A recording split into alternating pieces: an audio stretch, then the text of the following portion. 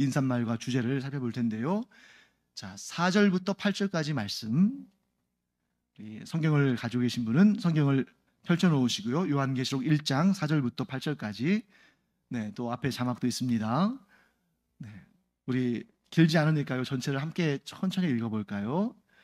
요한은 아시아에 있는 7 교회에 편지하노니 이제도 계시고 전에도 계셨고 장차 오실 이와 그의 보좌 앞에 있는 7 영과 또 충성된 증인으로 죽은 자들 가운데에서 먼저 나시고 땅의 임금들의 머리가 되신 예수 그리스도로 말미암아 은혜와 평강이 너희에게 있기를 원하노라. 우리를 사랑하사 그의 피로 우리 죄에서 우리를 해방하시고 그의 아버지 하나님을 위하여 우리를 나라와 제사장으로 삼으신 그에게 영광과 능력이 세세토록 있기를 원하노라. 아멘. 볼지어다 그가 구름을 타고 오시리라. 각 사람의 눈이 그를 보겠고 그를 찌른 자들도 볼 것이요 땅에 있는 모든 족속이 그로 말미암아 애곡하리니 그러하리라. 아멘. 주 하나님이 이르시되 나는 알파와 오메가라. 이제도 있고 전에도 있었고 장차 올 자요 전능한 자라 하시더라. 아멘. 네, 우리 요한계시록의 인사말을 또 보겠습니다. 요한계시록에서 우리가 가장 잘 알지 못하고 있는 내용은 가장 기본적인 내용이에요. 그게 뭐냐면 요한계시록이 편지라는 사실입니다. 자, 여러분들 가운데 지금 이 내용을 저와 함께 나누기 전에 요한계시록이 편지라고 생각하신 분 계셔요? 아마 그런 분이 계시다면 이전에 요한계시록을 꼼꼼하게 스스로 공부했거나 어디서 배운 분일 겁니다. 보통은 우리 한국 그리스도인들의 문제 중에 하나는 뭐냐면, 장점이 많이 있습니다만 문제 중에 하나는 성경을 처음부터 끝까지 제대로 읽는 경우가 별로 없다는 거예요. 보통 이제 목사님들이 설교를 할 때에도 성경 창세기부터 요한계시록, 창세기 1장부터 요한계시록 22장까지 전체를 다 설교하는 분들은 그렇게 흔치 않습니다. 대부분 어때요? 우리 한국의 특성은 주제 설교를 많이 해요. 주제 설교가 뭐냐면 하나 이제 성도들에게 전하고자 하는 혹은 가르치고자 하는 어떤 주제를 설정하고 그 주제에 맞춰서 성경 여기저기에서 그 주제를 그 주제의 근거가 될 수 있는 구절들을 뽑아서 전하죠. 그것도 굉장히 좋은 설교입니다. 왜냐하면 아주 분명하게 어떤 하나의 주제에 대해서 깨닫게 될 수 있잖아요. 그런데 그런 부분이 있다면 또 한편으로는 이제 한 장씩 혹은 몇 절씩 이렇게 해서 우리 교회가 오늘의 예배 드릴 때는 지금 사도행전을 한 10절, 한 20절씩 이렇게 나눠가면서 쭉 하고, 또 수요 예배 때는 지금은 고린도전서 공부하고 있죠. 그리고 또 주일 오후 예배 때는 우리 이제 요한계시록 공부하잖아요.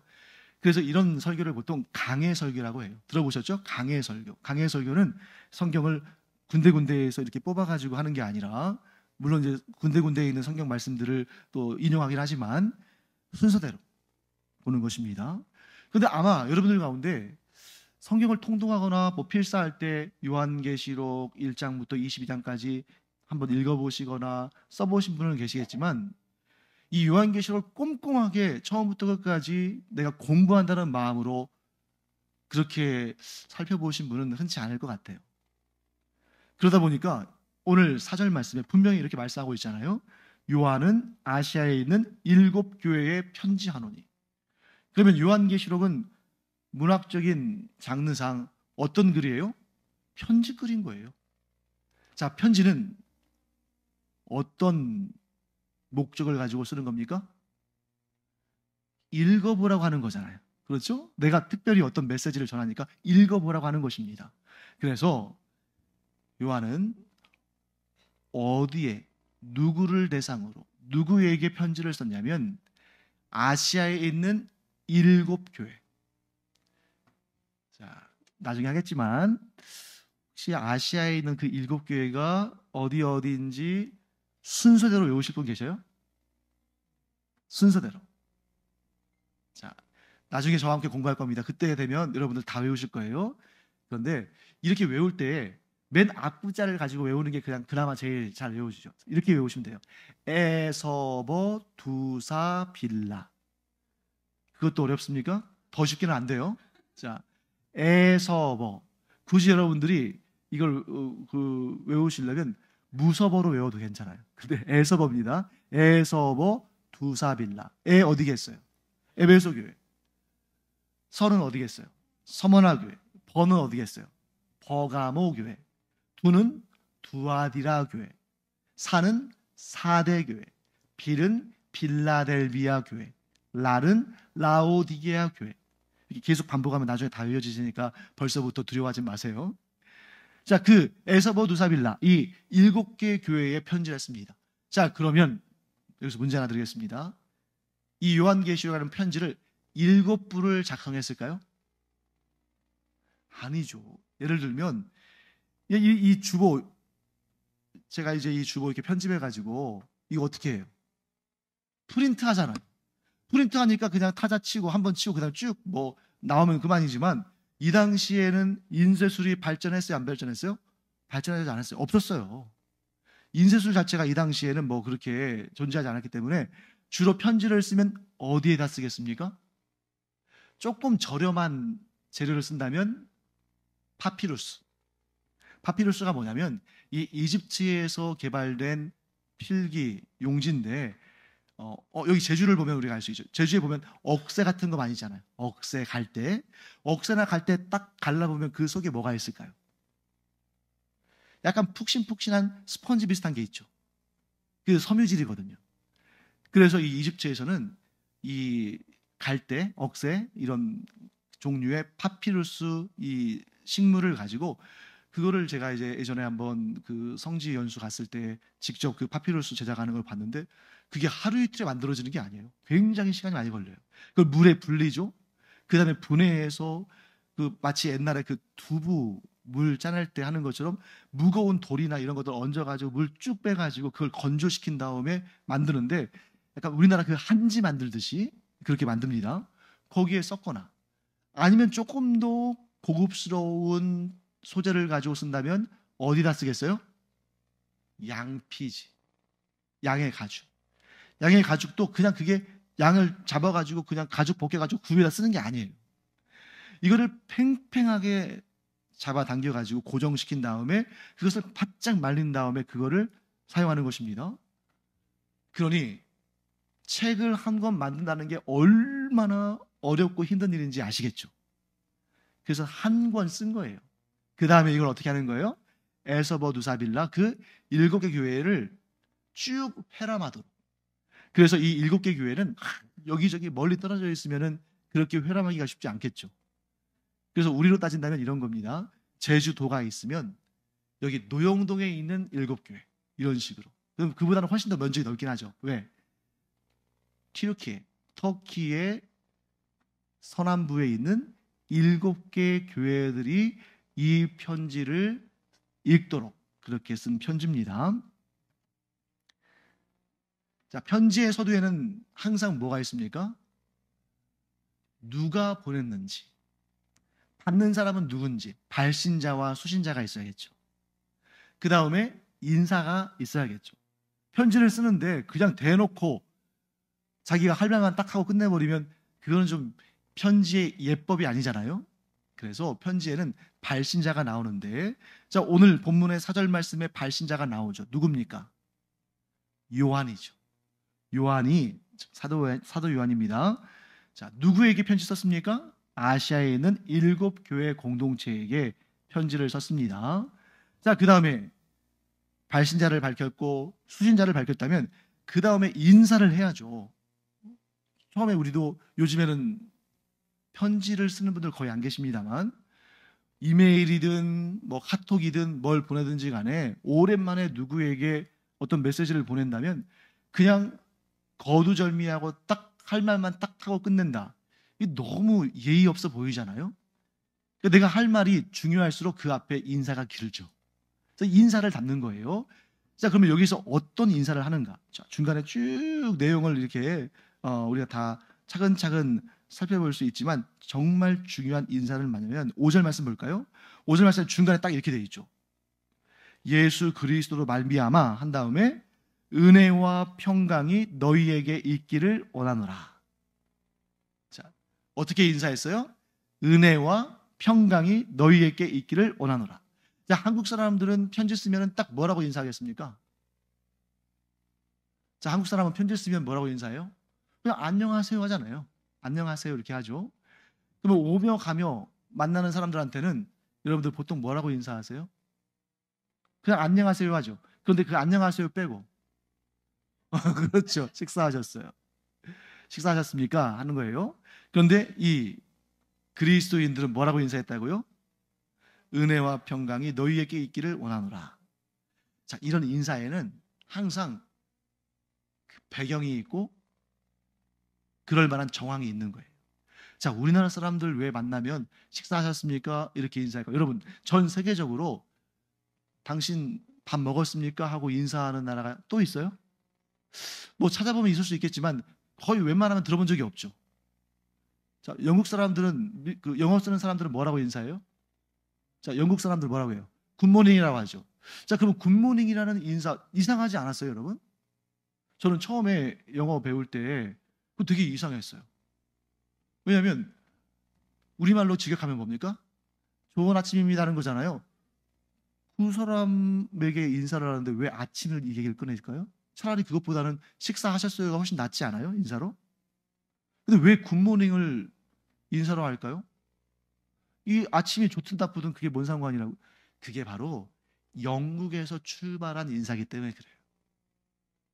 자, 영국은 어떤 특성을 갖고 있습니까? 네, 영국 하면 우울한 날씨잖아요. 그렇죠. 영국 하면 흐리고 비가 추적추적 내리고 거기다 날씨도 막 바람도 많고 쌀쌀하고 그러기 때문에 영국 사람들은 어떻게 인사하냐면 좋은 아침이네요. 그러니까 그들에게 햇살이 비치는 아침은 참 귀한 거예요. 그러니까 그렇게 인사하는 겁니다. 그럼 우리나라 사람들은 왜 식사하셨습니까? 진지 드셨습니까? 왜 그렇게 인사해요? 먹고 살기 힘들었으니까. 네. 그날도 굶었을까 봐. 그런 상황들이 들어있는 겁니다. 자, 그러면 왜 이스라엘 사람들이나 초대 기독교 교회 공동체 사람들은 샬롬, 왜 은혜와 평강이 너희에게 있을지어다 이렇게 인사했을까? 그들이 은혜와 평강이 참 희귀한 인생을 살았겠죠. 이스라엘 사람들 역사가 얼마입니까? 아브라함부터 역사를 한번 시작해 보죠. 왜냐하면 이스라엘 사람들은 자기들의 조상이 아브라함이라고 생각하니까요. 아브라함이 주전 대략 1500년경 사람이에요. 대략 1500년경. 그런데 조금 더 1500년이 아니라 2500년경 사람이에요.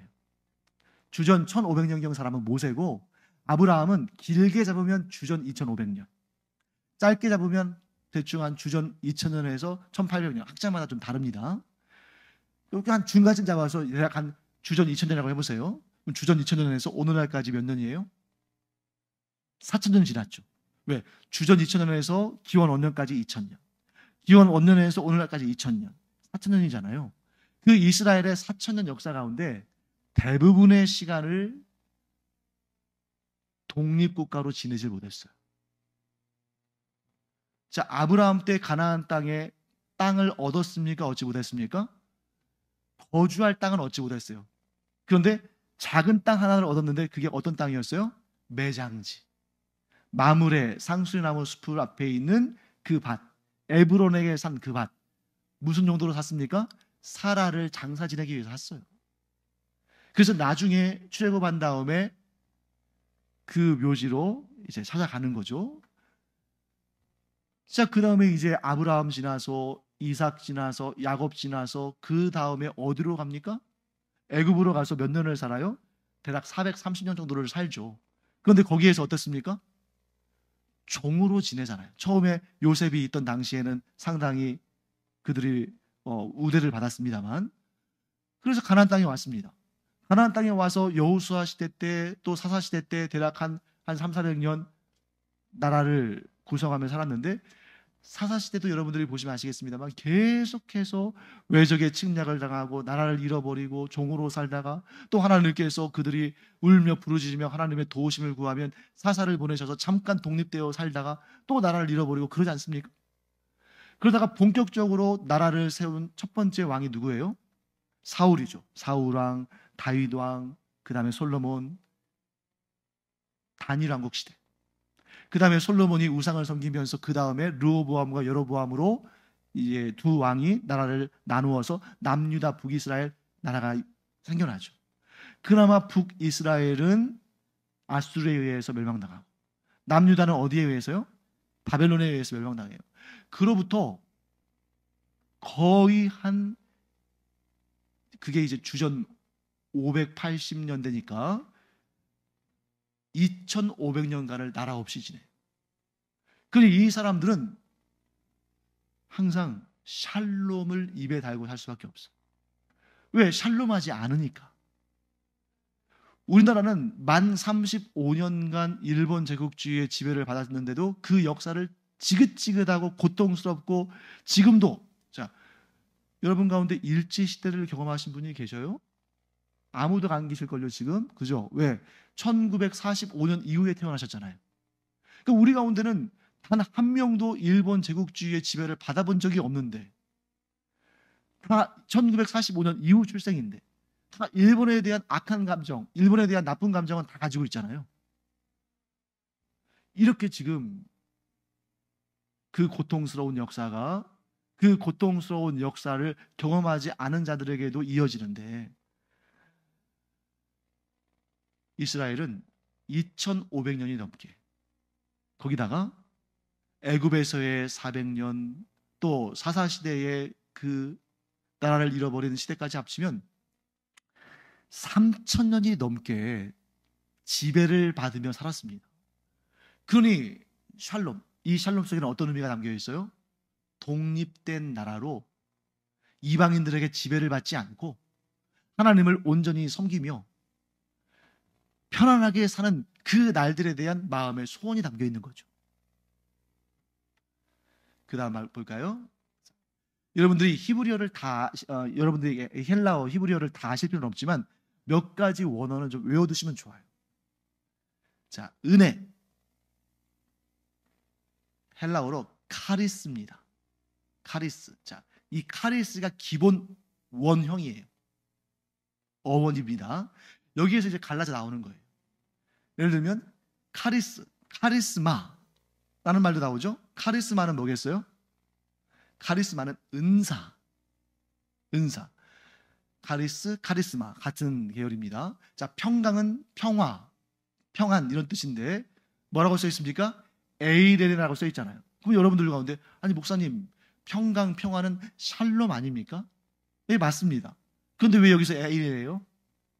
샬롬은 히브리어죠. 신약성경은 히브리어가 아니라 헬라어로 되어 있잖아요. 그래서 평강하면 히브리어로는 샬롬, 헬라어로는 뭐라고요? 에이레네. 이 정도는 외워두시는 게 좋겠죠. 그래서 은혜, 카리스와 평강, 에이레네는 오직 이스라엘 사람들이 인사할 때 사용하는 말인 거예요. 왜? 이것은 하나님께서 공급하시는 것이니까. 은혜와 평강은 사람이 스스로 쟁취하거나 만들어내는 것이 아니라 이 그리스도인들이 서로 인사할 때 사용하는 은혜와 평강은 우리의 노력이나 공로로 성취하는 것이 아니라 삼위일체 하나님께서 공급하시는 것이다. 그래서 여러분 사도행전을 보시면 이런 내용 나오잖아요. 이 예루살렘 성전의 미문이라는, 거기서 미문은 밑자는 아름다울 밑자예요. 그 아름다운 문, 그러니까 정문이죠. 정문, 가장 사람들이 많이 다니는 그 문에 사람들이 태어나면서부터 걷지 못하는 장애를 가진 사람을 늘 거기다가 앉혀놨어요. 왜? 자기가 걷지 못하니까 거기까지 나오려면 너무 힘들잖아요. 사람들이 데려다가 거기다 앉히는데 뭐 하라고 앉혔습니까? 구걸하라고. 그래서 이 구걸하는데 이제 이 베드로와 요한이 성전에 기도하러 들어가다가 그 사람을 보죠. 그 나면서부터 장애를 갖고 걷지 못하는 사람이 뭐라 좀 구걸할 수 있을까 해서 요청을 하는데 그때 베드로와 요한이 뭐라고 말합니까? 여기 나와 있는 내용이죠. 은과 금은 내게 없거니와 내게 있는 것으로 내게 주노니. 자, 그러면 베드로가 은과 금, 돈은 없어요. 그런데 그에게 있는 게 뭡니까? 나사렛 예수 그리스도의 이름과 그의 능력이죠. 그러니까 이 사람들이 뭐라고, 왜 이런 인사를 하냐면, 나에게, 당신에게 줄 건 없지만 내 안에 계시는 하나님께서 베푸시는 은혜와 평강이 당신에게도 임하기를 원합니다. 이렇게 인사하는 겁니다. 자, 그러면 요한이 7개의 교회 공동체에게 인사할 때 뭐라고 인사하는 거예요? 내가 가진 것은 없지만 우리에게 은혜와 평강을 주시는 하나님의 그 역사가 당신들에게 은혜와 평강을 주시기를 원합니다. 이렇게 인사를 하는 것이죠. 하나님의 은혜와 평강을 전하는 것입니다. 자, 그 다음에 인사말을 쭉 하면서 요한이 하나님에 대해서 아주 자세히 얘기해요. 왜? 은혜와 평강은 삼위일체 하나님이 주시는 거니까. 그래서 우리에게 은혜와 평강을 주시는 삼위일체 하나님이 어떤 분이신지를 전하는데, 맨 처음에 이렇게 말합니다. 자, 4절 말씀 볼까요? 예, 이런 내용 나와요. 이제도 계시고 전에도 계셨고 장차 오실리. 자, 여기까지 보겠습니다. 이제도 계시고 전에도 계셨고 장차 오실리. 자, 딱 여기까지만 또 들어보면 이 존재는 성자 예수님일 것 같지 않아요? 자, 보세요. 이제도 계시고 전에도 계셨고 장차 오실리. 이게 어떤 분, 어떤 삼위일체 하나님의 한 위격되신 하나님을 설명하는 것인데, 여기에 장차 오실이라는 이 단어를 딱 보면 어떤 느낌이 들어요? 성자 예수님이 아닐까? 성자 하나님이 아닐까? 하는 생각이 드는데 아닙니다. 왜 아니냐면, 자, 그 다음에 볼까요? 그의 보좌 앞에 있는 7영. 자, 7영은 조금 이따 다시 다룰 거예요. 어쨌든 간에 그의 보좌 앞에 있는 7영은 누구를 지칭하는 것 같습니까? 성령 하나님이겠죠. 영이시니까. 그 다음에 5절 말씀에 충성된 증인으로 죽은 자들 가운데에서 먼저 나시고 땅의 임금들의 머리가 되신 예수 그리스도로 말미암아, 즉 삼위일체 하나님으로 말미암아 은혜와 평강이 너희에게 있기를 원한다 했는데, 만약 이제도 계시고 전에도 계셨고 장차 오실 이를 성자 예수 그리스도로 해석해 버린다면 성자는 2번 나오고 성령은 1번 나오시는데 성부는 언급되지 않는 거잖아요. 그래서 여기에서 이제도 계시고 전에도 계셨고 장차 오실 이를 사도 요한은 분명히 누구를 의미하면서 말한 것입니까? 성부 하나님이겠죠. 왜? 성부와 성령과 성자 하나님의 은혜로 너희가 은혜와 평강을 누리기를 바란다. 이렇게 말하는 것이니까요. 자, 그러면 여기 볼까요? 자, 장차 오실 일. 자, 이제도 계셨고 전에도 계셨다. 여기에는 뭐 아무 문제가 없죠. 그런데 장차 오실 일. 왜 성부 하나님을 장차 오실 이라고 묘사했을까? 이제도 계시고 전에도 계셨고 장차 오실 일은 현재와 과거와 미래의 하나님이신 성부 하나님을 말씀하는 것인데, 왜 장차 오실 리가 성자 예수님이 아닌가? 이렇게 정리할 수 있습니다. 장차 오실 리, 곧 재림하실 분은 성자 하나님이신 예수 그리스도 맞죠? 그런데 성자 하나님이신 예수 그리스도께서 재림하실 때 성자만 오시는 게 아니에요. 성부가 함께 오신다는 거예요. 왜? 성령 하나님은 이미 이 땅에 임재해 계시니까. 그래서 아버지와 아들이 함께 오신다는 것을 우리는 알아야 됩니다.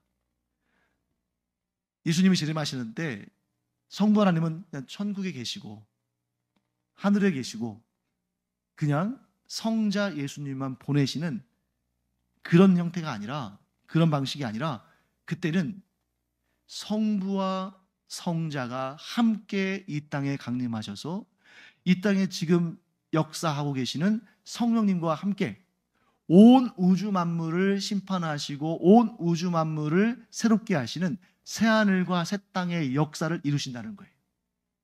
분열되어 계시는 것이 아니라 온전히 하나가 되셔서. 그렇기 때문에 주 예수 그리스도의 재림의 날에 성부 하나님은 이 땅에 오십니까? 오시지 않으십니까? 오신다. 하는 것을 우리가 보게 됩니다. 자, 그 다음에 이제 또 이게 어려운 부분이죠. 그 다음에 이제 성령 하나님에 대해서 언급하는 건 알겠는데 뭐라고 언급하고 있습니까? 그의 보좌 앞에 있는 일곱 영. 자, 우리는 성령 하나님을 일곱으로 여깁니까? 한 분으로 여깁니까? 한 분으로 여기시잖아요. 한 분 성령 하나님. 근데 왜 일곱 영이라고 표현했을까?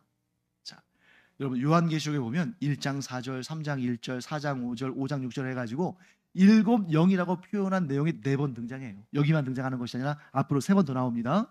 그런데 이 일곱 영 할 때 이 일곱이 의미하는 것은 수가 아니에요. 뭘 의미하는 거예요? 완전함. 그래서 7을 완전수로 우리가 여기잖아요. 그렇기 때문에 나중에 또 우리 배우겠습니다만 일곱 인, 일곱 나팔, 일곱 대접, 하나님의 심판의 그런 방식들이 나오는데 그때도 굳이 그것을 꼭 일곱 인, 일곱 나팔을 했을 때 첫 번째 나팔은 뭘까? 두 번째 나팔은 뭘까? 그걸 굳이 구분하기보다는 하나님께서 행하시는 심판이 완전하다. 그냥 어영부영 혹은 그냥 하든 말든 하는 게 아니라 하나님께서 행하시는 심판이 완전히 이루어진다. 이런 완전수의 의미를 7이 가지고 있는 겁니다. 그래서 여러분들 꼭 기억해 두세요. 그의 보좌 앞에 있는 일곱 영 했을 때 그 용이 하나, 둘, 셋, 넷, 다섯, 여섯, 일곱. 아니 그 눈에 보이지도 않잖아요. 영은. 그리고 영은 개수를 셀 수 있는 것도 아니죠. 그래서 일곱 영 하면 그 일곱은 뭘 의미한다? 완전함. 완전하신 영, 곧 성령을 의미하는 것이다. 이렇게 볼 수 있는 것입니다. 자, 그 다음에 성자 하나님에 대해서 묘사하면서 뭐라고 말하냐면 충성된 증인으로 죽은 자들 가운데서 먼저 나시고 땅의 임금들의 머리가 되신 분. 굉장히 신학적으로 중요한 내용들이 다 포함되어 있어요. 자, 충성된 증인이 뭘까요? 죽음으로써 하나님의 복음을 증언한 증인이라는 거죠. 죽음으로써. 자, 여러분, 어떤 뭐 군인이나 어떤 공직에 있는 자나 다들 정말 최선을 다해서 자기가 맡은 사역을 감당합니다만 순직하는 것보다 그가 충성됐다는 것을 가장 확실하게 증거할 수 있는 일이 또 있을까요? 이 순직 외에 다른 것은 다 아쉬움이 남아요. 그래서 여러분 그 옛날에 세계 2차 대전 때 그 독일 나치가 유대인들을 많이 학살했잖아요.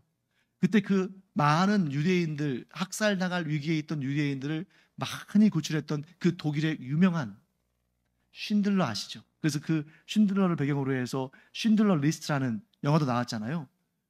그 쉰들러, 그러니까 마지막에 한 날이 뭐였냐면 그 영화를 보신 분은 아시겠습니다만 저도 지금도 기억이 나는데 제가 이제 나중에 이제 전쟁이 다 끝난 다음에 이 반지가 있었거든요. 이 반지를 막 이렇게 만지고 이렇게 꺼내서 막 울면서 내가 그때 이것 팔아가지고 돈 마련해서 이 유대인들을 구했다면 몇 명이라도 더 구할 수 있었을 텐데 내가 그때 이렇게 했으면 몇 사람이라도 더 구할 수 있었을 텐데 하면서 막 후회를 해요. 그런데 여러분 쉰들러만큼 위대한 2차 세계대전의 영웅이 또 어디 있어요? 그런데도 이 아쉬움이 남는 거예요. 그런데 정말 아쉬움이 남지 않는 완벽한 헌신은 뭡니까? 죽음으로써 충성을 다하는 거죠. 그래서 여기에서 예수님, 성자 하나님에 대해서 충성된 증인이다. 이렇게 얘기하는 것은 뭐예요? 그가 죽음으로써 하나님께서 맡기신 사명을 다 감당하셨다 하는 것입니다. 그 다음에 또 뭐라고 되어 있습니까? 죽은 자들 가운데서 먼저 나시고 하나님께서 장사된 지 사흘 만에 예수 그리스도를 부활하게 하셨다는 거잖아요. 자, 여러분 이런 생각 들지 않아요? 아니 한 번 죽었으면 끝이지 뭘 또 살리시나? 그런 생각 들지 않습니까? 아마 안 믿는 사람들이 아마 그렇게 말할 수도 있을 거예요. 그 내가 100번 양보해서 예수 그리스도의 죽음이 인류의 죄값을 대신 갚기 위한 그런 죄라고 내가 인정한다 할지라도 그러면 그렇게 해서 인류의 죄를 갚기 위해서 죽었으면 죽음으로 끝나야죠. 왜 또 살아나냐? 그 성부와 성자가 서로 짜고 그러면 살 줄 알고 왔다는 거 아니냐? 부활할 줄 알고 죽은 거 아니냐? 자, 이렇게 말하잖아요. 그런 경우도 있는데 그렇지가 않습니다. 예수 그리스도께서 죽은 자들 가운데 살아나신 것은 그가 이룬 의에 대한 마땅한 결과인 거예요. 자, 여러분, 내 죄를 갚기 위해서 내가 죽었다. 그것은 의로운 건 아니죠. 그거는 마땅히 갚아야 할 빚을 갚았는데 그걸 의롭다고 하지 않죠. 그런데 내 죄가 아니라 다른 이의 죄를 위해서 대신 그 죄값을 갚고 죽었다는 것은 이보다 더 큰 의가 어디 있어요? 그래서 이 최고의 의에 대한 하나님의 최고의 반응은 뭐냐면 죽음에서 부활하시는 그 역사인 것입니다. 그래서 예수님의 부활은 그냥 짜고 치는 뭐 그런 게 아니라 뭐예요? 예수님께서 이루신 최고의 의에 대한 하나님의 마땅하고 정당한 결과였다. 이렇게 우리가 보는 것이죠. 자, 그리고 땅의 임금들의 머리가 되신 분, 뭘 의미합니까? 하나님께서 예수 그리스도의 그 의로우심, 그가 이루신 모든 것을 기뻐하심으로 그를 높여 모든 권세 위에 권세가 되게 하셨다 하는 것입니다. 이게 바로 이제 요한이 고백하는 그런 그리스도에 관한 내용, 즉 기독론이라고 볼 수 있죠. 요한의 기독론. 자, 이렇게 세 가지예요. 예수 그리스도는 죽음으로써 충성을 다하셨다. 두 번째, 그것을 의로 여기시고 하나님께서 그를 죽음에서 건져내셔서 부활케 하셨다. 셋째, 또한 그의 의로 말미암아 하나님께서 그를 높이셔서 모든 권세 위에 권세가 되게 하셨다. 이게 바로 사도 요한의 기독론입니다. 자, 그 내용이에요. 자, 예수 그리스도의 십자가의 죽으심, 온전히 의로우신 분으로서 죄인들을 위해서 생명을 내어놓으신 이 그리스도의 십자가의 죽으심을 의로 여기신 성부 하나님께서 그를 죽은 자들 가운데서 가장 먼저 부활하게 하셔서 그를 믿는 자들, 곧 장차 부활하게 될 자들의 첫 열매가 되게 하시고, 또한 그를 지극히 높이셔서 모든 권세 위에 가장 높은 권세를 주셨다는 것입니다. 자, 이제 마지막으로 정리해 보겠습니다. 삼위일체 하나님. 앞에 지금 제일 먼저 성부 하나님 얘기했고, 그 다음에 성령 하나님, 일곱 영 얘기했고, 그 다음에 충성된 증인인 성자 하나님 얘기했습니다. 그 다음에 이 셋을 합쳐서 삼위일체 하나님에 대해서 뭐라고 얘기하냐면, 삼위일체 하나님께서 우리에게 주시는 은혜와 평강은 과거와 현재와 미래, 곧 이 세상에서뿐만 아니라 천국에서까지 영원토록 주어지는 것이다.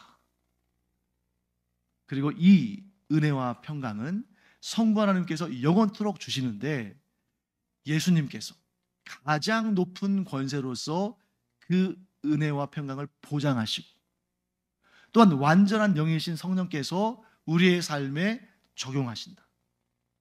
자, 우리가 얻게 될 은혜와 평강은 누가 주시는 거예요? 성부 하나님이 주시는 겁니다.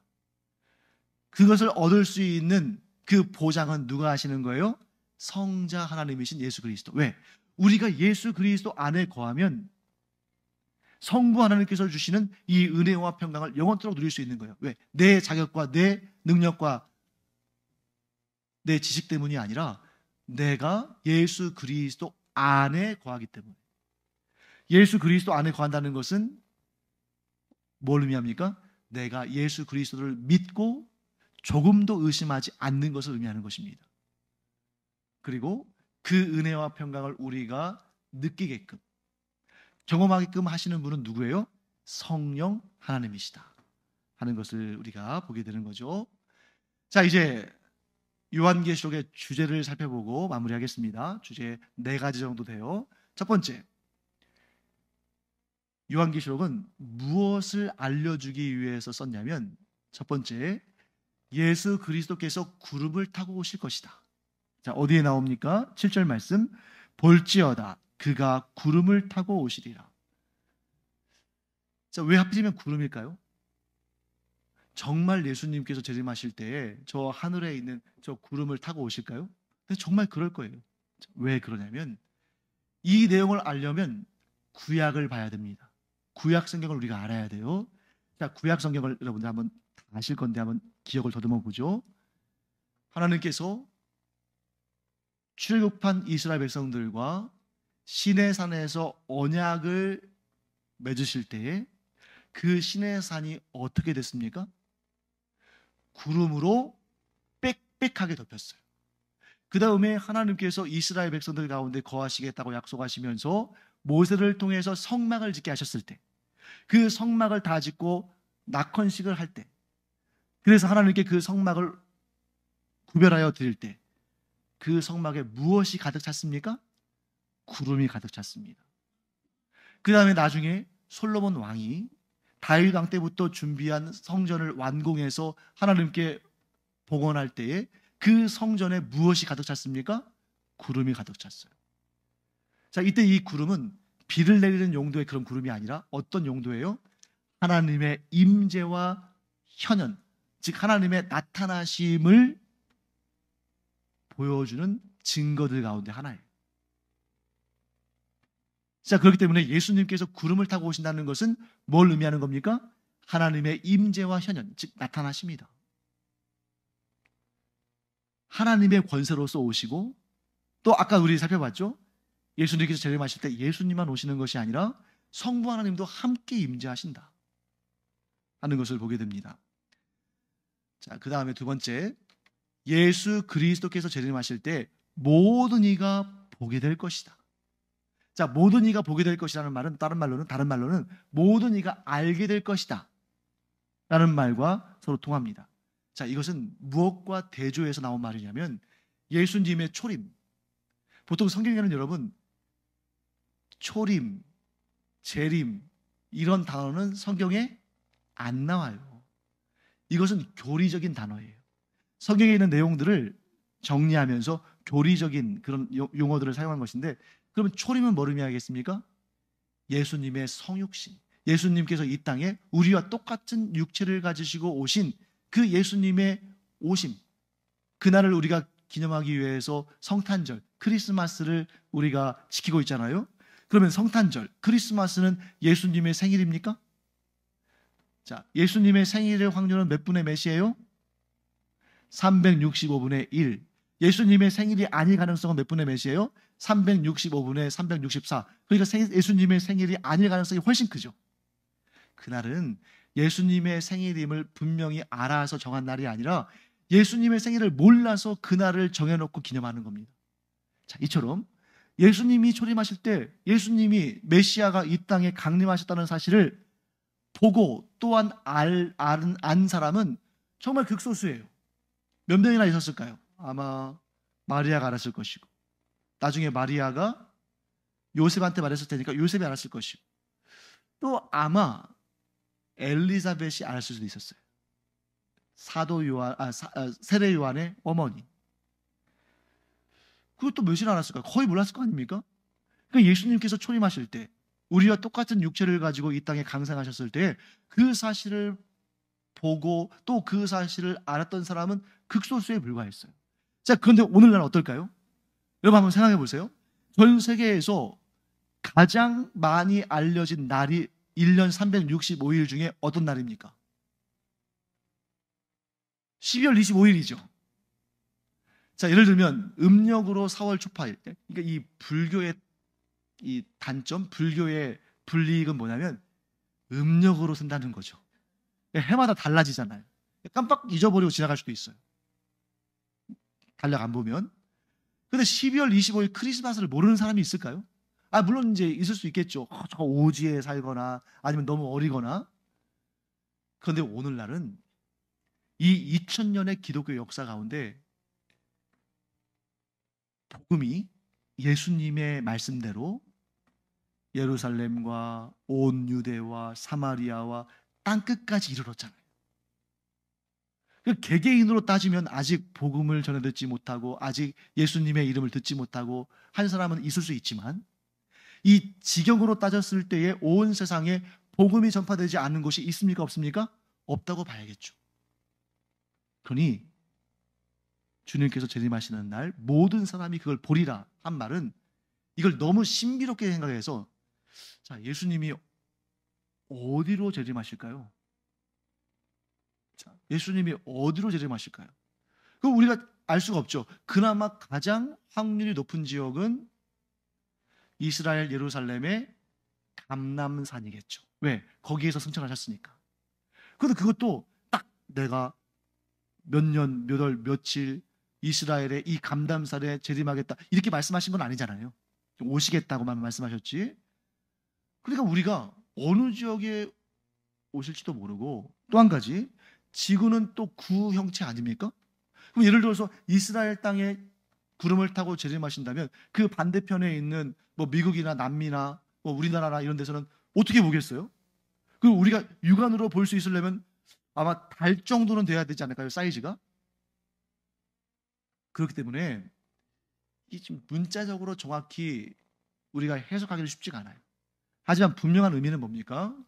예수님께서 처음 이 땅에 오실 때는 아주 극소수의 사람들을 제외하고는 아무도 몰랐지만, 예수님께서 심판주로 재림하시는 그날은 이 세상 사람들이 다 안다는 거예요.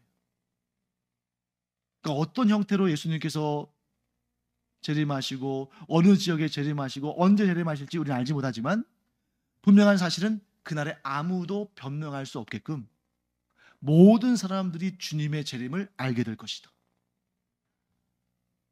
숨기지 않으신다는 거예요. 그래서 여러분, 옛날에 한참 유행했던 것 중에 하나가 그 휴거 있잖아요. 예, 그래서 어떤 사람이 막 이런 거 소설도 쓰잖아요. 어느 날 갑자기 딱 눈을 떴더니 옆집에 누구도 휴거해서 없고, 또 가족 중에 누구도 휴거해서 없고, 자기만 덩그러니 남은 것 같아가지고 막 절망에 빠지고. 그렇게 비밀스럽게 하지 않는다는 거죠. 누구나 다 알게끔, 누구나 다 보게끔 그렇게 예수님의 재림의 사건은 나타납니다. 그래서 그날에 구원받은 자들, 예수 그리스도를 믿음으로 말미암아 구원받은 자들은 기쁨으로 춤을 추고 노래하지만, 구원받지 못한 자들은 슬피 울며 이를 알게 되는 날이 반드시 온다. 한번 보겠습니다. 자, 세 번째, 예수님의 재림은 구원과 심판의 무엇이다? 완성이다. 자, 그건 뭐를 의미합니까? 예수님의 재림이 구원과 심판의 완성이기 때문에 재림 이후에는 어떠한 구속사적인 사건, 즉 구원을 위한 사건도 존재하지 않아요. 그렇기 때문에 지금, 재림을 앞둔 지금, 재림 외에는 그 어떠한 구속사적인 사건을 남기고 있지 않은 지금이야말로 구원을 얻을 수 있는 마지막 기회, 마지막 때. 자, 마지막 때니까 뭐겠어요? 말세고 종말이죠. 예수님의 재림이 언제 이루어질지 우리는 알지 못하지만, 우리는 지금 현재 말세와 종말의 시대를 살고 있는 거예요. 왜? 구원을 얻을 수 있는 마지막 기회거든요. 그리고 이 시대가 얼마나 중요한 시대인가? 우리가 복음을 있는 그대로 믿고 따르는 것이 얼마나 중요한 시대인가? 또한 그 복음을 우리가 전하는 것이 얼마나 중요한 일인가 하는 것을 우리가 보게 됩니다. 왜? 지금은 마지막 때, 종말, 말세니까. 자, 마지막 네 번째, 요한계시록의 주제는 예수님을 통한 하나님 나라의 완성이다. 이게 주제예요. 요한계시록 전체의 주제가 예수님을 통한 하나님 나라의 완성입니다. 그래서 여러분, 많은 분들이 궁금해하지만 잘 안 물어보시는 것 중에 하나가 뭐냐면 이겁니다. 예수님 재림하시면 천국은 어떻게 될 것인가? 예수님 재림하실 때에 지옥은 또 어떻게 될 것인가? 지금 현재 천국과 지옥이 있습니까? 없습니까? 있죠? 그러면 예수님이 재림하신 다음에도 그대로일까? 다양한 해석이 있습니다만, 요한계시록을 중심으로 본다면 이렇게 말할 수 있습니다. 요한계시록은 뒷부분으로 갈수록 더 어려워져요. 그런데 어떤 내용이 나오냐면, 새 예루살렘이 내려오는 그런 장면이 나오고, 새하늘과 새 땅, 이전 땅과 이전 하늘은 다 사라지고 새하늘과 새 땅이 임하는 내용이 나와요. 저는 그것을 이렇게 묵상하고 연구하면서 어떤 느낌이 들었냐면, 자, 지금 이 세상은 완성된 하나님의 나라입니까? 아닙니까? 아니죠. 그럼 지금 우리가 살고 있는 이 세상은 하나님의 나라와는 거리가 멀고 완전히 상관없는 곳입니까? 아니죠. 그래서 우리가 항상 이런 기도하잖아요. 이 땅에 하나님의 나라가 확장되어지길. 자, 그래서 예수님의 재림의 때에 새하늘과 새 땅이 임한다는 것은 뭘 의미하냐면, 자, 지금은 이 세상, 이 우주 공간이 다 하나님의 나라가 완성된 건 아니에요. 그렇기 때문에 우리가 알지 못하는, 정말 우리의 지식과 우리의 경험과 우리의 상상력을 넘어서는 그런 어떤 천국이 있겠죠. 그게 어딘지도 모르고 어떤 형태로 있는지도 모르지만 마찬가지로 지옥도 있겠죠. 그런데 예수님이 재림하시는 그날에 이전에 땅과 하늘이 다 사라진다는 것은 뭘 의미하냐면, 온 우주가, 하나님의 피조물인 온 우주가, 이 물리적인, 물체적인, 물질적인 이 우주가 호련히 변화되어서 하나님 나라의 일부분이 된다는 거예요. 지금은 이 세상, 이 우주 공간을 하나님의 나라라고 말할 수는 없어요. 그런데 예수님의 재림과 동시에 이 피조세계, 이 온 우주 공간이 하나님의 나라, 새하늘과 새 땅에 속하게 되는 거죠. 그러면 지옥은 뭐냐? 지옥은 하나님의 나라가, 하나님의 통치가 하나님만 섬기는 사람들의 영역이 아닌, 즉 하나님을 섬기지 않는 자들의 처소, 그게 어떤 형태일지 우리는 모르지만 하나님을 섬기지 않는 자들, 그리스도의 복음에 반응하지 않은 자들, 성령의 문두드리심에 순종하지 않은 자들이 있는 곳이 지옥이라면 나머지는 전부가 다 하나님의 나라가 되는 것입니다. 그것을 새하늘과 새 땅이라고 부르는 거죠. 그래서 우리가 천국으로 올라가는 것도 아니고, 천국이 이 땅에 내려와서 어느 한 지역에 마치 에덴 동산처럼 이렇게 존재하는 것도 아니고, 하나님께서 구원하지 않으시는, 하나님께서 심판하시는 자들이 있는 처소를 제외한 나머지 전체는 하나님의 주권이 온전히 펼쳐지는 하나님의 나라, 요한계시록의 표현대로 하면 새하늘과 새 땅이 되는 것이다. 그러면 그때 우리가 살고 있는 이 지구, 천국일까요? 천국이 아닐까요? 천국인 거죠. 그래서 그 사회를 묘사한 것이 바로 이사야 선지자 아닙니까?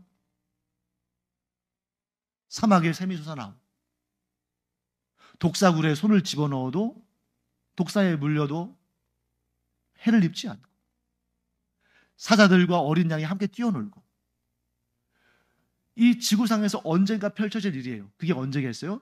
예수 그리스도의 재림의 날에. 그러니까 우리가 이 지구는 못 써먹을 거야, 여기는 수준 낮고 여기는 아주 좋지 않은 그런 곳이고, 우리는 무조건 천국에 올라가야 돼. 그럼 그 천국은 또 어딘가? 천국의 범위가 확장되는 거예요. 하나님께서 창조하신 그 좋은 것들이, 죄로 말미암아 타락했던 것들이 다 원래의 상태보다 훨씬 더 좋은, 원래 상태보다 훨씬 더 좋은 그런 새하늘과 새 땅으로 호련히 변화되어서 하나님의 주권이 온전히 펼쳐지는 그러한 하나님의 나라가 된다는 것이죠. 그래서 굳이 여러분 표현한다면 천국이라는 표현은 우리에게 좀 오해를 줄 수가 있어요. 하늘 넘어 저 어딘가에 있는 그런 나라, 이렇게.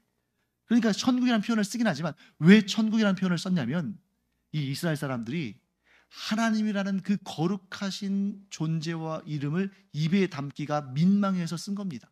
간접적으로. 천국이라는 말을 쓰고 싶어서 쓴 것이 아니라 원래의 표현은 뭐예요? 하나님의 나라예요.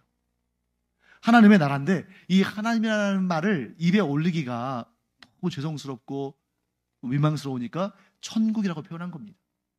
그래서 가급적이면, 그러니까 천국이라는 표현 틀린 말이 아니에요. 좋은 말이지만 그 표현이 뭔가 어느 한 지역에 고립된 그런 영역으로 이해할 만한, 그렇게 오해할 만한 그런 가능성이 있다면 그냥 하나님의 나라라고 말하는 것이 가장 좋을 것 같아요. 그래서 요한계시록의 주제는 뭐라고요? 예수님을 통한 하나님 나라의 완성이다. 하나님의 나라는 언제 완성됩니까? 예수님의 재림 때에 완성이 된다. 그리고 예수님의 재림 때에 이 땅도 더 이상 죄와 사망의 권세의 지배를 받는 그런 땅이 아니라 새하늘과 새 땅, 곧 하나님의 나라가 온전히 임하는 그러한 세상이 된다 하는 것을 우리가 알기 바랍니다. 네, 기도하고 마치겠습니다.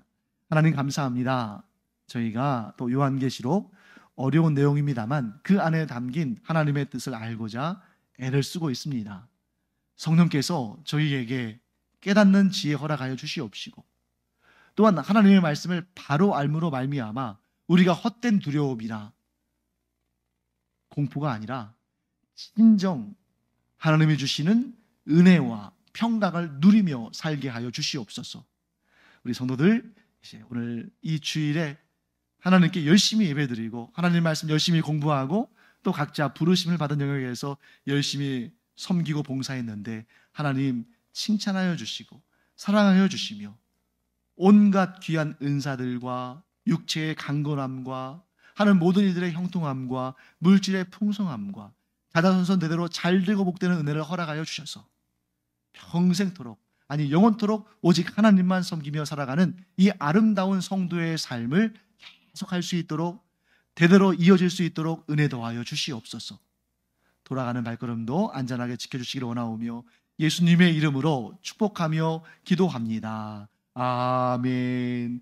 지금은 우리 주 예수 그리스도의 은혜와 하나님 아버지의 무한하신 사랑과 성령의 감동, 감화, 위로 충만하심이 이 시간 장차 임할 예수님의 재림의 날을 두려움으로 기다리는 것이 아니라 기쁨과 감격으로 기다리며 사모하는 모든 구원받은 성도들 위해 이제로부터 영원토록 함께 있을지어다. 아멘.